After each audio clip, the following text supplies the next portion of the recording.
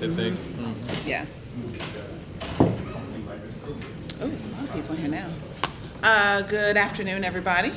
Afternoon. Oh, y'all kind. Welcome to our last official news conference for 2023. The mayor has a few announcements, a few reminders, and he'll take a few questions at the end. Good afternoon. As Melissa stated, we're happy to have you for the last official press conference for the 2023 calendar year. So long as y'all don't do anything crazy out there, this will be the last one for the end of the year. But we do have some exciting updates for you.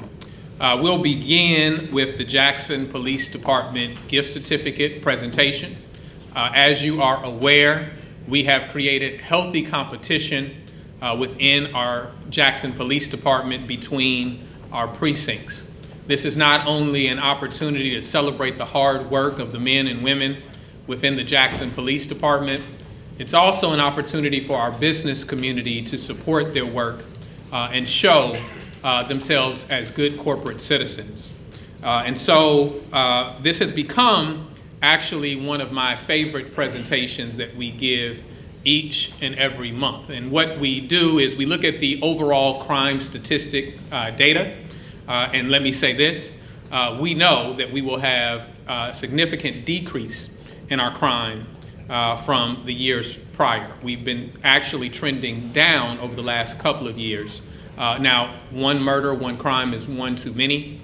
And so we not only empathize, but we feel that we have to support the families that deal with this level of trauma within them. But we still need to celebrate the hard work of the men and women who put their lives on the line, who do the investigations, who try to ensure safety in our communities.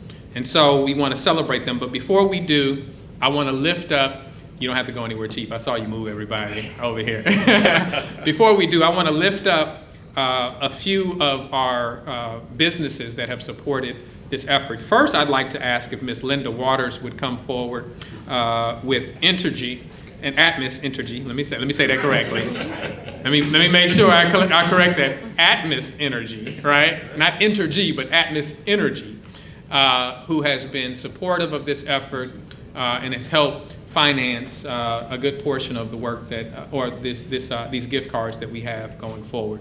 We're thankful for your partnership. We're thankful for all that you do in the city, and I just ask that you say a few words on behalf of Atmos. Good afternoon. Again, I'm Linda Waters, Manager of Public Affairs with Atmos Energy, and honored and proud to support you, Mayor, in the initiative of supporting our police officers. Atmos Energy is a safety company that provides safe, reliable natural gas to communities. And one of the investments in our communities is providing safe and reliable natural gas. We also support efforts and initiatives that keep our communities safe. We understand a healthy community is a safe community.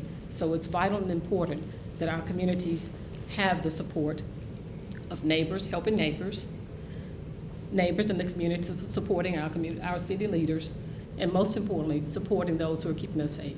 So thank you from Atmos Energy. Thank you. Thank you.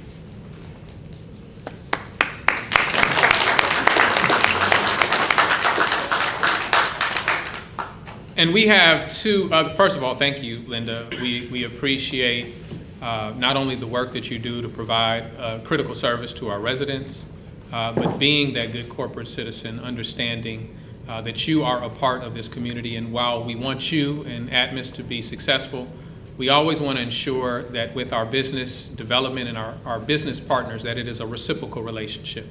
That as we sow into you as residents, that you continue to sow back into the community. And so we're happy for the partnership. So we have two winners to present to you in this press conference. Not because there were two winners within the same month, but because we're behind a month, right? So we have our selection for our November decrease, which will be Precinct 2. And Precinct 2 come forward. We'll be receiving gift cards from Sambu's. And Sambu is an African cuisine that is in Northeast Jackson. It's off of Pear Orchard. We wanted to try this out for y'all before we gave y'all these gift cards. So we went last week, and y'all will be very pleased with these gift cards. No, I was there when they first opened. I was proud to be at the ribbon cutting, and since that point in time, they've really grown, and our residents have become familiar. So I anticipate that y'all will really enjoy. And you know, for some, I'm not going to assume for all of our Jackson police officers, but for some, it will expand their culinary cuisine palate, right? They may be able to eat some things that they haven't had before. So I'd like to ask if Joseph Sambu is here. Is he here? Okay, we were anticipating him coming. I didn't see him initially, but this is not only an opportunity to lift up our officers, this is also lifting up our local businesses. And so for those that are listening, if you have an opportunity, please go by Sambu's and enjoy some of this food. But with that, I step aside and I congratulate. Chief, do you want to say anything about Precinct 2 before? Oh, yes. Thank you for asking. First of all, I want to thank the mayor for believing in my ability and my capacity to lead the men and women of the Jackson Police Department. He issued me a couple challenges back in May. I took the helm in June 1st of this year. The first one was rebuilding the ranks of the Jackson Police Department. I think he said 10, was it 10 or 20? Yeah. So that's a setup. All right. That's a setup for him to talk about how he exceeded those expectations. Far exceeded. We went from 221 Jackson police officers. Today, we're at 262. That is progress. We have rebuilt the ranks of the Jackson Police Department, and guess what? We're not done. We have an academy class starting next month. We have more returning JPD officers coming back to the Jackson Police Department that's currently in the process. More law enforcement is a win for this community. It shows our community, instead of people leaving Jackson, these people are coming back to the city of Jackson. So I want to thank them. Also, he challenged me with rebuilding the morale within the police department. That is huge. Morale is huge. We've done that. I've established a morale committee within JPD. That's for the rank and file officers to meet with me once a month and tell me what their issues are, what their concerns are. They will have a voice at the table, and they will hold me accountable as their police chief. Now, Precinct 2 is led by Captain Julian Loney. He is the future of the Jackson Police Department. He has outstanding leadership. Whenever I talk to people about returning to the Jackson Police Department, they always request to go to Precinct 2. Why is that? Because of his leadership. He's a people person. The community and the police officers. These officers want to have a voice at the table. We cannot minimize what their concerns are, because their concerns affect you and it affects me. So thank you, Precinct 2, for the work that you do, and Sergeant Aaron Allen, y'all do an amazing job. You make me look really smart. Thank you. All right.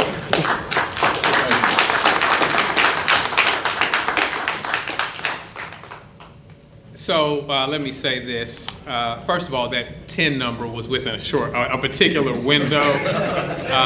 But no, he not only met that within that window, he has taken those challenges to heart. And let me say this publicly. We are really proud and pleased with the work of our police chief, Joseph Wade. Please give him a round of applause.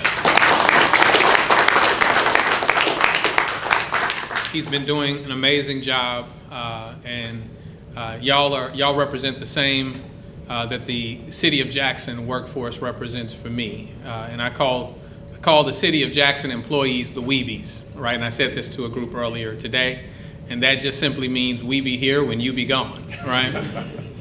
And they are the foundation. They are the people that are front-facing in terms of the residents that provide the service, and so we depend on them. And so we have to show you dignity and respect in the work that you do. So I appreciate all that you've done, Chief. And I'm going to give this to you for Precinct 2, right? All right. So that we need them to sign out so nobody says that they didn't get their gift card. I have right? witnesses. I have Y'all make sure that y'all's captain doesn't take more than one of those gift cards. And no, we're happy to celebrate them. And in the same spirit, our December winner, right, is Precinct 4. Give them a round of applause.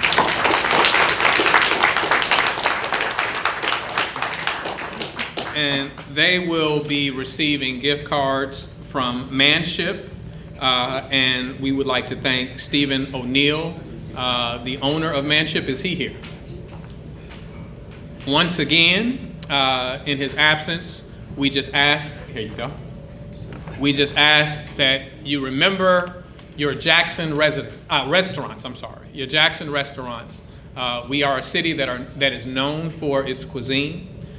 We punch above our weight class in terms of, James Beard award-winning chefs. And so we got good food right here in what I call the deep fried South, right? And so I'm sure that the men and women of Precinct 4, I'm getting confused after the 2, that y'all will enjoy, and we thank you for your hard work. Thank you so much. All right.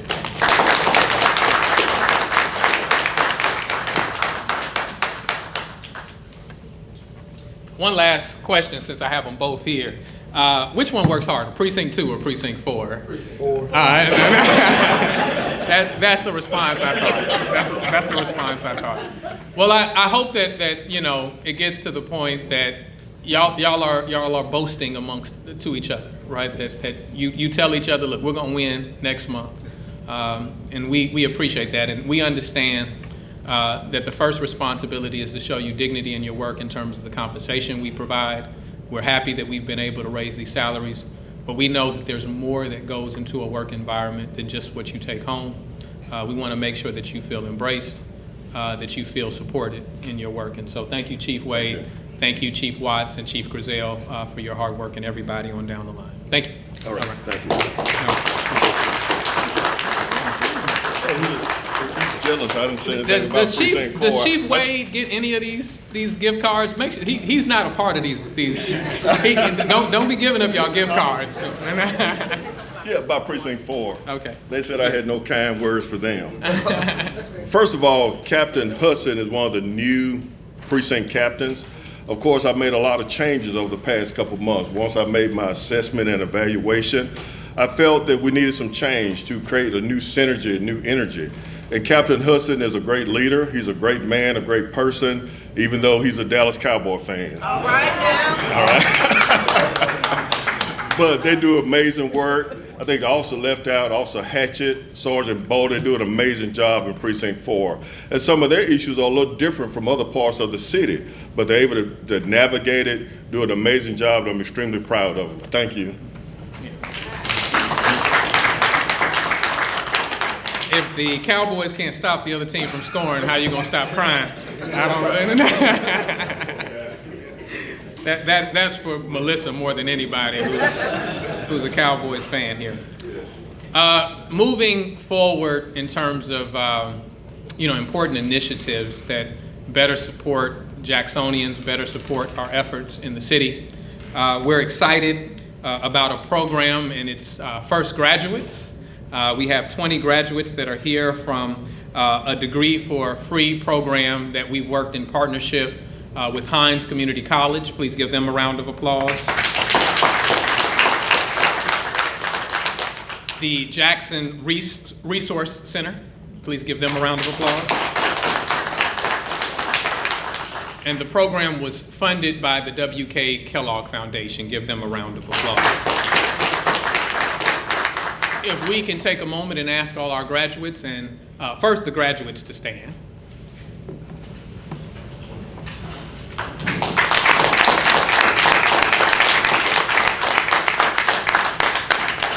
Thank you. And now I'll ask if our instructors from Hines Community College, if they could stand. All of our instructors. Yeah.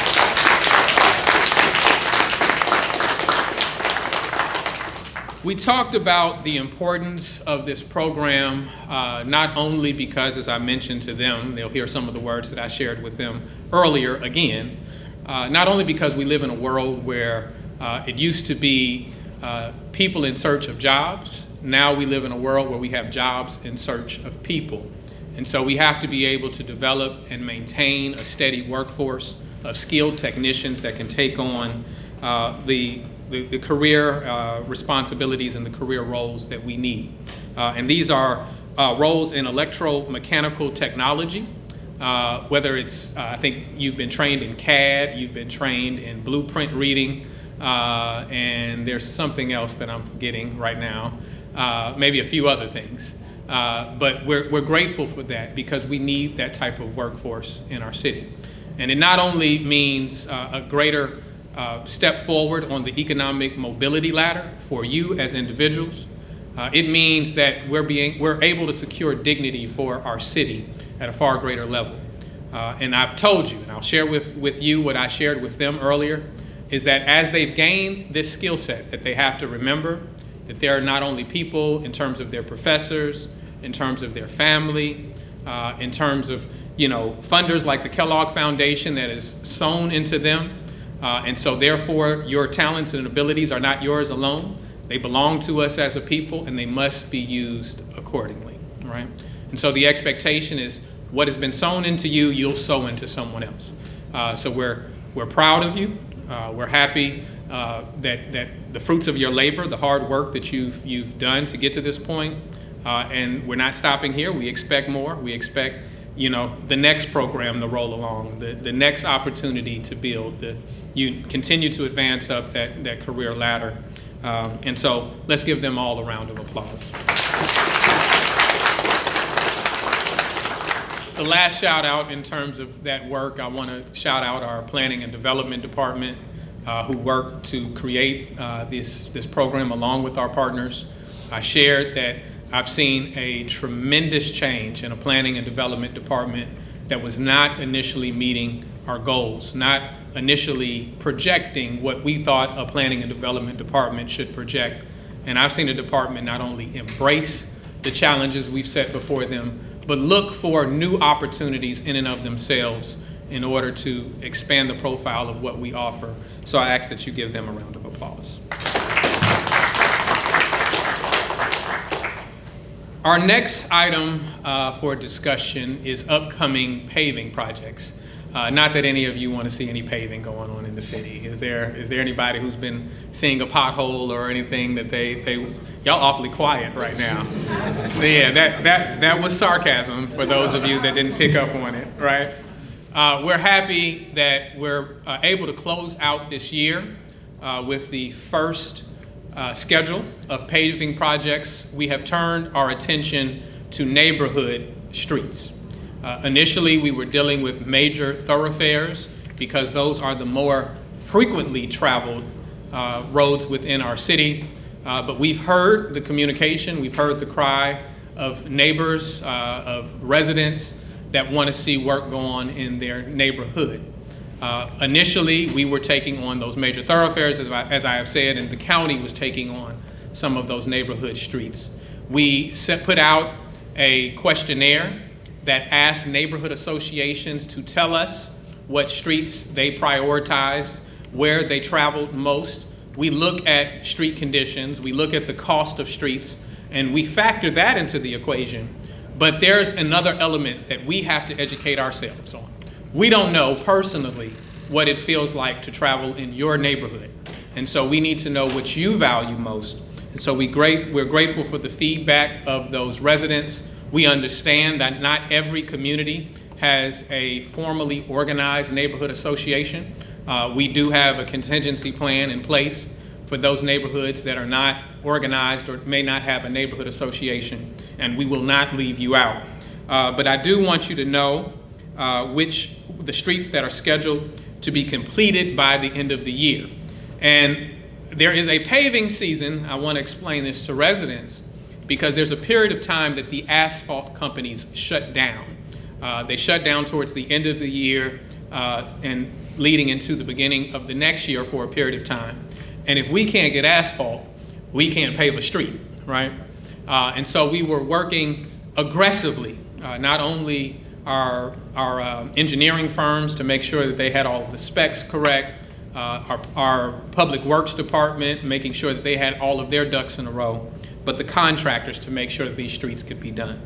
And so we have Main Street that will be paved, Parkway Street, Avenue G, Avenue H, James O. Glass Drive, I guess they're combined or leads into one another, Holmes Avenue, and Ashdown Street. Once again, this is just the first that we were able to complete before the end of the year. There are several other streets that are on this list. We look forward to sharing them with you and having press conferences that we ask the residents to come out and join us as we take on paving your street, as well as members of the 1% Commission. They can come to those press conferences as well. So let's give that a round of applause. The final things that I have for you today, this just won't be my first time mentioning them, but a reminder. We want to again shout out the program HOPE for the holidays. HOPE is an acronym that stands for Homeless Outreach Protecting Environments.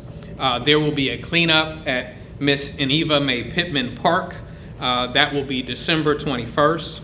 Sign-in is at 9:45 a.m. and the cleanup starts at 10 a.m. I urge parents to give this gift to their children, that they not only understand the receiving of presents in this Christmas season, but they understand the spirit of service. So I'm asking that families join in this cleanup effort so that we demonstrate our unity, we demonstrate our love for the city, and as I always say, I always remember the words of my mother, who was a flight attendant. She worked for Northwest Airlines for 30 years, and she was based out of Memphis, right? So she would leave on a Monday in order to go on her trip, and she would come back on Friday. The moment she got to Memphis, she would call and she would say, "I'm in Memphis." That meant for my sister and I, you have approximately 3 hours to have my house spick and span, or you ain't going nowhere, you ain't doing nothing this weekend, and it's gonna be really painful on you. And she would always say that if you don't care for your home, no one else will. And so whether we're talking about your individual homes or the home we all share together, we have to demonstrate love and appreciation for our home, and have less of a spirit of entitlement in terms of throwing things down and expecting someone else to pick it up. But we are going to work together to make sure that we do pick it up. I want to thank Keep Jackson Beautiful. You can go and sign up on keepjacksonbeautiful.com. We're also in need of donations of hats, scarves, socks, gloves, and blankets. These donations will go to our unhoused community. And so this is an effort to not only clean up the city, but also an effort to support those that are in greatest need. You can drop these donations off at Stew Pot, and they will be serving lunch after the cleanup while supplies last. And so if you want to, get some food, you need to get there early as well. All right. Next, we have the Jackson Fire Department's toy drive, as we have mentioned previously. Please bring new unwrapped toys to any of the fire stations. You can also drop them off at Walgreens. I'm sorry, I keep saying Walgreens, Walmart. They'll let you know where I shop. At Walmart on Greenway Drive. Tomorrow, December 19th, between the hours of 11 a.m. to 1 p.m. Once again, that is Walmart on Greenway Drive. Tomorrow at 11 a.m. to 1 p.m. Toys will be distributed December 20th, which is Wednesday, at the Jackson Fire Department Training Academy at 9 a.m. Not to be outdone by the Jackson Fire Department, the Jackson Police Department has a toy drive as well. I want to know who the idea surfaced with. And you can please bring, once again, unwrapped toys to the Jackson Police Department Training Academy, which is at 3000 St. Charles Street. Toys will be distributed on December 20th, which is Wednesday at noon. On a sadder note, I'd like to ask that everyone be in prayer for the Jackson Public School family as the band director from Jim Hill unexpectedly passed away. Mr. Chris Little, the band director, former member of the Sonic Boom, passed away recently. And so I ask that you continue to lift up his family in prayers, all of the children that has worked under his direction, and all of the JPS staff that works with him, as we are certain that they are all grieving at this moment in time, most especially for this loss to happen unexpectedly during the holiday season. Our prayer is that the Lord give his angels charge concerning his family. All right. With that, that concludes the prepared remarks that I have. Any questions that you have, we're ready to take them at this time. If you don't have a question, you don't feel compelled, but go ahead. Either you or Chief can talk about it. I know we saw a violent surge over the weekend. In 24 hours, there was a span of 3 homicides. Yeah. Domestic and neighborhood. Here's what you all can talk about that. Yes. First of all, my heart, prayers, and condolences go out to those families. As you stated, yes, it was 3 within a 24-hour period. I actually went out last night myself and responded to one of those locations. And it really continues to bother me. And I've been with JPD for 28 years. I worked in homicide for 9 years. We could not normalize this type of behavior. It could never be acceptable that these temporary matters with people that you know, family, friends, and loved ones killing family, friends, and loved ones, that is not acceptable. 2 of those cases, we have issued warrants in and made an arrest in, and we'll continue to work relentlessly to let these individuals know that their criminal behavior will not be tolerated. We ask the public that if you have any information about these particular cases to please contact the Jackson Police Department. We were really celebrating internally. Last month, we only had 2 homicides for the whole month. You know, and of course, like the mayor stated, we hurt when it's 1 person. We hurt when it's 2 people. We definitely hurt when it's 3 people in a 24-hour period. And this is why. When you talk about these families that are being victimized, you're not only talking about trauma for the people that are here, you're talking about generational trauma for the family members yet to come to that family. So we're very concerned about what's happening. We've made a lot of changes within JPD. We have a new operations Assistant Chief Watts. We have a new Deputy Chief over major investigations, Sequina Banks, and a new Deputy Chief over patrol operations. We're trying a lot of different things because we know that what we were doing wasn't working. We're going to continue pushing forward with this downward trajectory. We're going to move forward.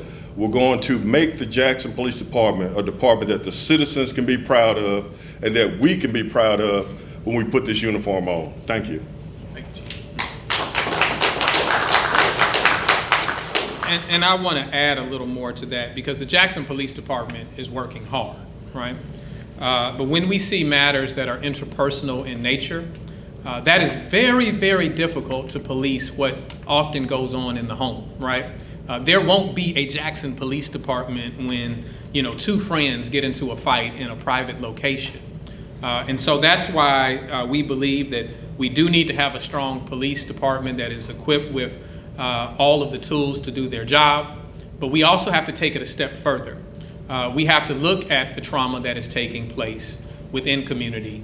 Oftentimes when you do have an incident of violence, when a murder takes place, a good portion of your time should be with the family that was victimized. So not only comfort them and to address that trauma, but to ensure that there's not retaliation to take place and you're not then dealing with your next homicide. And so that's why we created the Office of Violence Prevention and Trauma Recovery. I'd like to point to these circumstances, and our police department worked to give information to Ms. Keisha Coleman, who is our executive director over our Office of Violence Prevention and Trauma Recovery, so that we make these investments. Our ultimate goal is to continue to bring people within the ranks of JPD, but alongside them, we want to bring in other social service professionals, social workers, psychologists, people who can support families as they deal with these challenges, as well as become a big tent for organizations who are already working to reduce violence in their communities. And so we have never argued that this did not require a strong police department. We have maintained that it requires all of us, and we stand by that proposition. And so we continue to pray for the families that have experienced loss over this past weekend, and families who have experienced loss not only this year, but in past years. We understand the difficulty. I personally, my oldest brother was shot in the head when I was in 4th grade. I will never forget that. I will never forget, his friend showing up to our house in the middle of the night. I will never forget being rushed to the hospital. Now, for us, fortunately, my brother's life was spared, but he is now paralyzed for the rest of his life. His youth was stripped from him, and his quality of life was forever diminished. I've had several other family members who have been killed, so we're no friend of crime. We have to work together in order to eradicate it. Anything else? I know you had mentioned some crime statistics earlier. Can we get those hands on? You will. We're not going to let you upstage us in this moment from our big celebration of the reduction. And we want to see to it, we don't want to celebrate too early, right? We're well below where we were the year prior, but we still want to ensure that we close out the year, that we close out, subsequent years with a reduction to continue to take place, but we will provide you with that at the appropriate time. With that, if there are no other questions, happy holidays to everyone. And I ask that you have a safe and enjoyable holiday season. Thank you.